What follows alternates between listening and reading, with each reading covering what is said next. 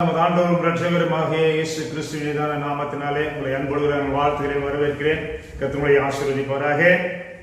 முதல் வார்த்தை, சிலுவையிலே முயன்ற முதல் வார்த்தை பூத்த பூ. சிலுவையிலே பூத்த பூ, முதல் பூ மன்னிப்பு. முதல் வார்த்தை மன்னிப்பு. மன்னிப்பை குறித்து இந்த நாளிலே நம்ம வாசிக்க போகிறோம், பார்க்க போகிறோம். கர்த்தருடைய நாமத்தை மையப்படுத்த போகிறோம். கர்த்தர் நமக்கு உதவி செய்வராக.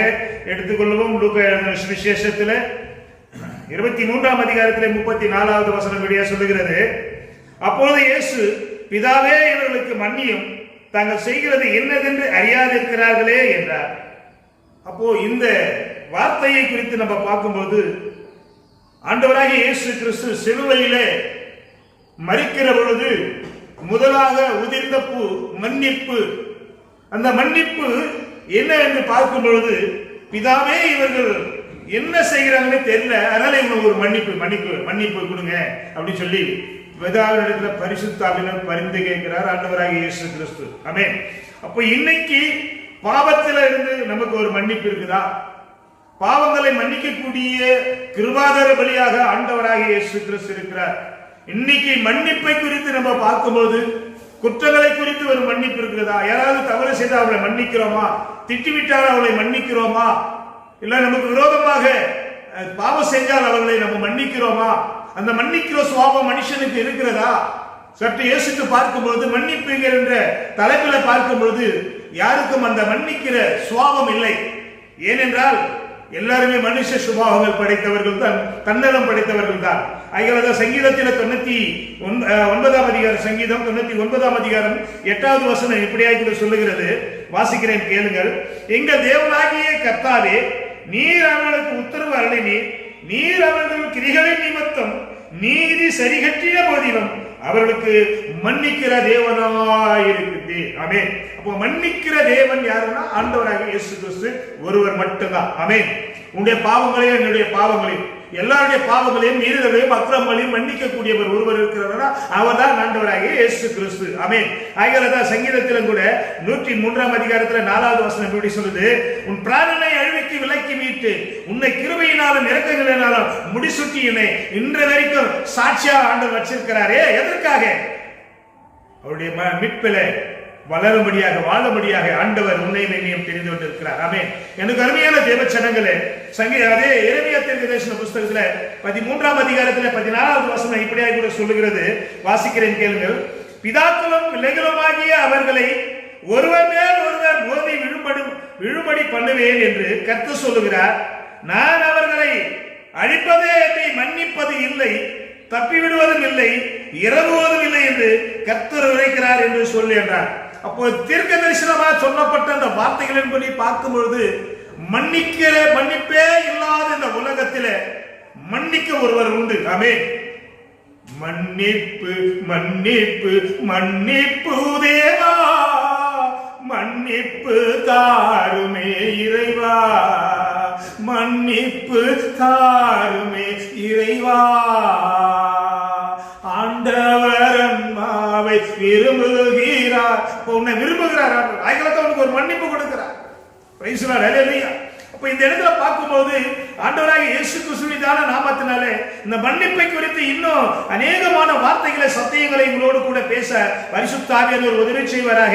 எடுத்துக்கொள்ளுங்கள். தானியேலின் தீர்க்கதரிசன புஸ்தகம் 9ஆம் அதிகாரம் 10வது வசனம் இப்படியே கூட சொல்லுகிறது, ஆனாலும் இந்த தேவனாகிய ஆண்டவரின் இரக்கங்களும் மன்னிப்புகளும் உண்டு. இவரிடத்துல தான் இரக்கமும் மன்னிப்பு உண்டு. மனுஷர்களிடத்துல யாருக்கிட்ட அந்த இரக்க குணம் இல்ல, அந்த மன்னிக்கிற குணம் இல்ல. ஆண்டவராகிய இயேசு கிறிஸ்துவை சொந்த ரட்சகராக ஏற்றுக்கொள்கிற பொழுது உடைய பாவத்தை குறித்து, உடைய சாபத்தை குறித்து, உடைய மீறுதலை குறித்து மன்னிக்க அதிகாரம் அளித்த ஆண்டவராகிய இயேசு கிறிஸ்து சொல்கிறார், இவர்கள் செய்கிறது என்னதென்று செய்து கொண்டிருக்கிறார்கள், இவர்களுக்கு மன்னியும் என்று சொல்லி ஆண்டவர் சொல்லுகிறவராக இருக்கிறார். ஆமென். எனக்கு அருமையான தேவச்சனங்களே, கர்த்தருடைய நாமத்தினாலே, பரிசுத்த ஆவியானவருடைய துணையினாலே நம்ம பார்க்கிற பொழுது மன்னிக்கிற சுபாவம் இருக்கணும், மன்னிக்கணும். அடுத்தது மன்னிக்கப்படணும். மன்னித்தரணும். ஒவ்வொருத்தருக்கும் மன்னிப்பை அடுத்து கொடுக்கும் பொழுது ஆண்டவர் அபரிதமா நம்மை ஆசீர்வதிக்க வல்லவராய் இருக்கிறார். ஆகையால்தான் நம்ம இந்த நாளிலே வேத வசனங்களில் இருந்தபடி நம்ம பார்க்கிற பொழுது அநேக காரியங்களை பரிசுத்த ஆவியானவர் நமக்கு பேசும்பொழுது, சொல்லும் பொழுது, எபிரேயர் 9ஆம் அதிகாரத்துல 22வது வசனம் கூட இப்படியா சொல்லப்பட்டிருக்கிறது.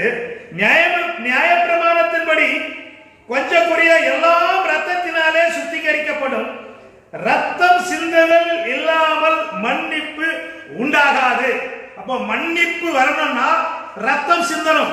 ஐயாதான் ஆண்டவராகிய இயேசு கிறிஸ்து சிலுவையிலே, கோர சிலுவையிலே உனக்காக எனக்காக இந்த பக்கம் ஒரு கல்லன் மத்தியிலே இந்த பக்கம் ஒரு கல்லன் மத்தியிலே அவர் நடுவாக தொங்கி, ஆண்டவரே இவங்க செய்கிறது என்னது என்று தெரியாம இருக்க இவங்களை மன்னியும் அப்படின்னு சொல்லி அந்த இடத்துல சொல்லுகிற வார்த்தையை நம்ம பார்க்கிறோம். அப்ப அந்த மன்னிப்பு குறித்து நம்ம பார்க்கிற பொழுது நமக்கு இங்கே வேதவசனம் சொல்லுகிறது, ரத்தம் சிந்துதல் இல்லாமல் மன்னிப்பு உண்டாகாது.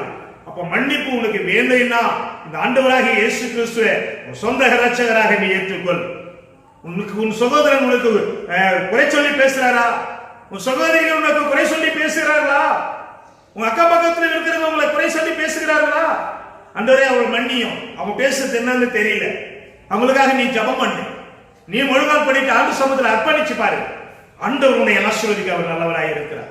அப்படிப்பட்ட தேவ ஆவியானவர் தான் இன்னைக்கு சிலுவை தியானத்தில, சிலுவையில உயர்ந்த பூக்களிலே முதல் பூவாக மன்னிப்பு என்கிற அந்த வார்த்தையிலே பரிசுத்த ஆவியானவர் இந்த நாளில் உன்னோடு கூட பேசிக் கொண்டிருக்கிறார்.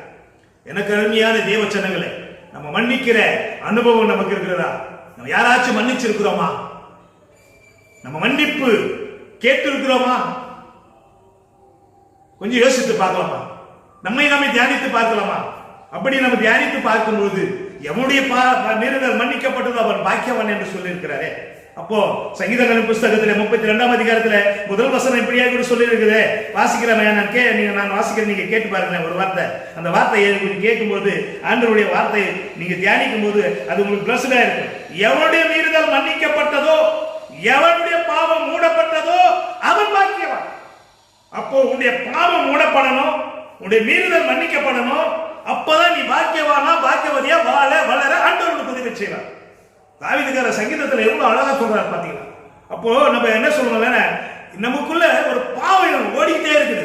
இந்த தோஷத்தை எல்லாம் தீக்கணும்னா ஒரு பரிகாரியாக இயேசு கிறிஸ்து உனக்காக சிலுவையில பலியாக இருக்கிறார்.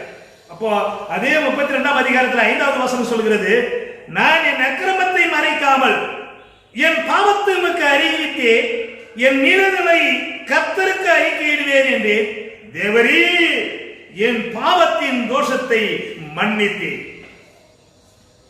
தேவருக்கு தான் மன்னிக்க கூடியவராக இருக்கிறார். மனுஷங்க யாரும் மன்னிக்கல. ஆகவே தேவ பிள்ளைகளே, கர்த்தரால் தெரிந்து கொள்ளப்பட்ட பாத்திரங்களே, பரிசுத்தவான்களே, இதை கேட்டுக்கொண்டே இருக்கிற என் அருமையான சகோதரனே சகோதரியே, உன்னை தேடி இயேசு வந்திருக்கிறார். எதற்காக? உனக்கு ஒரு மன்னிப்பு கொடுத்து உன் பாவத்துல, சாபத்துல, தோஷத்துல, கஷ்டத்துல, அநேக விதமான கண்ணீரிலே வாழ்ந்து கொண்டிருக்கிற உனக்கு ஒரு விடுதலை கொடுக்கும்படிக்காக அவர் வந்திருக்கிறார். ஆகியவர்தான் சங்கீதங்களின் புஸ்தகத்துல 78ஆம் அதிகாரத்தில் கூட ஒரு வார்த்தை சொல்லுகிறது. 78ஆம் அதிகாரத்துல வாசிக்கிற கேளுங்க, 38வது வசனம், அவரோ அவர்களை அழிக்காமல் இரக்கமுள்ளவராய் அவர்கள் அக்கிரமத்தை மன்னித்தார். இன்னைக்கு நம்முடைய அக்கிரமங்களை ஆண்டவர் மன்னித்திருக்கிறார். இன்னைக்கு எல்லாம் லிஸ்ட் போட்டு பார்த்தா இன்னைக்கு ஒருத்தருக்குமே என்ன சொல்ல பார்க்க முடியாது. அப்படி லிஸ்ட் போட்டு பார்க்கிற பொழுது ஆண்டவர் சொல்லுகிறார், இரக்கம் உள்ளவராய் இருக்கிறார். அவரோ அவர்களை அழிக்காமல் இரக்கம் உள்ளவர்களாய் அவர்கள் அக்கிரமத்தை மன்னித்தார். அவர் தமது உக்கிரகம் முழுவதையும் எழுப்பாமல் அநேக தரம் தமது கோபத்தை விலக்கிவிட்டார். நம்ம மேல கூட தேவ கோபத்தை எல்லாம் ஆண்டவர் விலக்கி வச்சிருக்காரு. எதற்காக? நீ நான் நல்லா வாழ்வதற்காக, உன்னை ஆண்டவர் நேசிப்பதற்காக. ஆண்டவர் உன்னை ரொம்ப நேசிக்கிறார். எனக்கு அருமையான தேவ சகோதரனே சகோதரி, ஆண்டவர் ரொம்ப ரொம்ப நேசிக்கிறார். உன்னுடைய பாவத்தை மன்னிக்க ஒப்புக்கொடு. உன்னுடைய மீறுதலை ஆண்டவர் சமூகத்தில் அறிக்கைக்கு ஒப்புக்கொடு. இனி பாவம் செய்யாது. அப்போ யாருடைய பாவங்கள் மீறுதல் மன்னிக்கப்பட்டதோ அவதான் பாக்கியவன். இன்னைக்கு நீ பாக்கியவன் பாக்கியவதியா இருக்கணும்னா இந்த ஆண்டவராகிய இயேசு கிறிஸ்து உனக்கு அவர் இந்த நாளிலே ஒரு விடுதலை கொடுக்க இன்னைக்கு தேடி வந்திருக்கிறார். இந்த மன்னிப்பு என்கிறதான சத்தியத்தின் நிமித்தமாய், வார்த்தையின் நிமித்தமாய் ஆண்டவர்களோடு கூட பேசிக் கொண்டு இருக்கிறவராய் இருக்கிறார். ஆமென், அல்லேலூயா. சங்கீதங்களின் புஸ்தகம் 25ஆம் அதிகாரம் 11வது வசனத்தில் சொல்லுகிறது, கர்த்தாவே என் அக்கிரமம் பெரிது, உம்முடைய நாமத்தின் நிமித்தம் அதை மன்னித்தருளும். யாருடைய நாமத்தினால? வேற ஏதாவது நாமம் இருக்குதா? இயேசுவின் நாமம் அல்லாமல் வேறொரு நாமம் கொடுக்கவில்லை. வானத்துக்கும் பூமிக்கும் சர்வ அதிகாரத்தை படைத்த அவர் சொல்லுகிறார், உம்முடைய நாமத்தின் நிமித்தம் மன்னித்தல் அக்கிரம பெரிசு. நம்முடைய அக்கிரமங்கள் ரொம்ப பெருசு. அப்படி அக்கிரமங்களை எல்லாம் மன்னிக்கக்கூடிய ஆவியானவர் இன்னைக்கு உன்னை தேடி என்னை தேடி ஆண்டவராகிய இயேசு கிறிஸ்து வந்திருக்கிறார். அவளிடத்துல நம்ம அர்ப்பணிக்கலாமா? அவளிடத்துல நம்ம ஒப்பு கொடுக்கலாமா? இன்னும் கூட நிறைய வார்த்தைகள் உண்டு, வசனங்கள் உள்ளது. அப்போ அந்த வார்த்தைகளை நம்ம தியானிக்கும் போது உண்மையாகவே தேவன் மன்னிப்பை குறித்து பார்க்கிற பொழுது சிலுவையிலே ஆண்டவர் கொடுத்ததான அந்த வார்த்தைகளை இந்த நாளிலே நாம் தியானிக்கும் பொழுது உண்மையாகவே தேவனுடைய பிரசன்னமும் பாதுகாவலும் நம்மோடு கூட இருந்து ஆண்டவர் நமக்கு உதவி செய்கிறவராய் இருக்கிறார். இன்னைக்கு நிறைய பாத்தீங்கன்னா துரோகம் பண்றாங்க, நிறைய பேர் துரோகம் பண்றாங்க. அப்ப அந்த துரோகத்தை கூட ஆண்டவர் என்ன சொல்றாரு? மன்னிக்க சொல்றாரு. எடுத்துக்கொள்வோம் ஆதியாகத்துல 50ஆம் அதிகாரத்தை கடைசியா நான் சொல்லி முடிக்க ஆசைப்படுகிறேன். ஆதியாகமும் 50ஆம் அதிகாரம் 17வது வசனம், ஆகியாளுடைய தகப்பனாருடைய தேவனுக்கு ஊழியக்காரராயிருந்த நாங்கள் செய்த துரோகத்தை மன்னிக்க வேண்டும் என்று அவனுக்கு சொல்ல சொன்னார்கள். அவர்கள் அதை இயேசுவுக்கு சொன்ன போது அவன் அழுதான். இன்னைக்கு நீ அழுகிறியா? உன்னுடைய பாவத்தின் தோஷத்தை குறித்து, துரோகத்தை குறித்து, எதை குறித்து நீ அழுது கொண்டு இருக்கிறாய்? இதுக்கெல்லாம் மன்னிப்பு கிடைக்குமா? அங்கலாய்த்துக் கொண்டு இருக்கிறாயா? கண்ணீரோடு இருக்கிறாயா? வேதனையோடு இருக்கிறாயா? சிலுவையில் ஆண்டவராகிய இயேசு கிறிஸ்து உனக்காக எனக்காக மரித்து இன்று ஜீவனோடு இருக்கிற அந்த ஜீவாதிபதி சொல்லுகிறார், உங்களை பார்த்து உங்களுடைய பாவங்கள் மன்னிக்கப்பட்டது, அக்கிரமங்கள் மன்னிக்கப்பட்டது, துரோகம் மன்னிக்கப்பட்டது, உங்களுடைய மீறுதல்கள் மன்னிக்கப்பட்டது. அப்ப மன்னிப்பு என்கிறதான தலைப்புல ஆண்டவர் இன்னும் நிறைய காரியங்களை தலைப்புல வார்த்தைகளை சொல்லி இருக்கிறார். அகலதான் இன்னைக்கு உங்களுக்கு ஒரு விடுதலை. இன்னைக்கு ஆண்டு சமூகத்தில் அர்ப்பணிச்சு ஒப்பு கொடுத்துட்டு நீங்க கேளுங்க, ஆண்டவரே என்ன மன்னியும், என் பாவங்களை மன்னியும், என் மீறுதலை மன்னியும், என்னுடைய எல்லா துரோகத்தை மன்னியும், என் கோபத்தை மன்னியும், எல்லாத்தையும் என்னென்ன இருக்குதோ அறிக்கை செய்து பாருங்க. ஆண்டவருடைய வாழ்க்கையில வரும்போது உங்கள் ஆண்டவர் சுடராய் இருந்து வல்லமையா வைத்து ஆண்டவர்களை பயன்படுத்தி உங்களை ஆசீர்வதிக்க அவர் நல்லவரும் வல்லவருமாய் இருக்கிறார். இந்த தேவன் என்றென்றைக்கும் உள்ள சதா காலம் அவருடைய நம்முடைய தேவனா இருக்கிறார். அவர் மரண பரியந்தம் நம்மை நடத்துவார். கர்த்தருக்கே மகிமை உண்டாவதாக. ஆமென், ஆமென், ஆமென். இந்த வார்த்தையின்படியாய் ஒருவர் நீங்கள் தேற்றிக் கொள்ளுங்கள். கர்த்தருடைய ஆசீர்வதிப்பாராக. ஆமென்.